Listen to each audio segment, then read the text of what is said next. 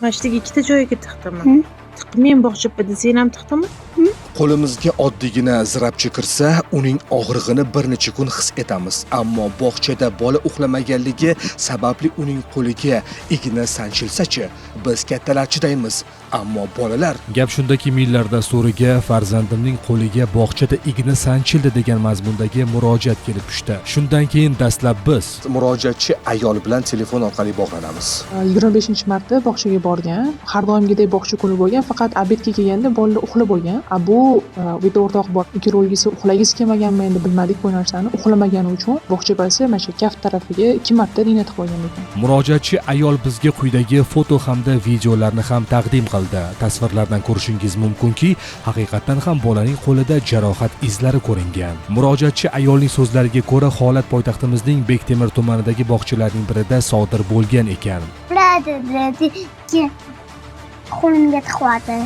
Demak, farzandingiz o'zi sizga aytdi igna sanchilgani haqida. Buni biz qanday bildik? Bilmasdan aytib qo'ydi uni ham. Mana shu bir kun uxlamadik, qo'limga 2 marta igna tiqib qoldilar deb aytdi keyin. Bizning adovatimizda yo'q, u odamga nisbatan. O'zi yosh qiz ekanlar. Faqat holimiz ishdan ketsinlar, bog'cha ishida ham qaytib ishlamaydigan qilib ketsalar bo'ldi bizga. Yana mana shu narsa qaytarilmasligi uchun. Bog'chaga borib, janjal qilib o'tirmadik, primoy uchastkovoyga chiqdik biz. Bugun bog'chada dam olish kuni bo'lganligi sababli manzilga bora olmadik. Holat nazoratga olinganmi degan savol bilan Toshkent shahar ichki ishlar bosh boshqarmasi axborot xizmatiga yuzlandik.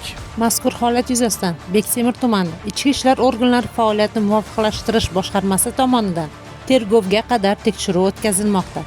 Tekshiruv jarayonida barcha vajlar to'liq tekshiriladi hamda yakuni bo'yicha qonuniy qaror qabul qilinishi ta'minlanadi. Bog'chada bolaga haqiqatan ham igna sanchildimi? Bu savolga ko'rsatuvimizning keyingi sonlarida ekspertiza xulosasiga tayanib, batafsilroq javob berishga harakat qilamiz. Millar ushbu voqealar rivojini kuzatib boradi.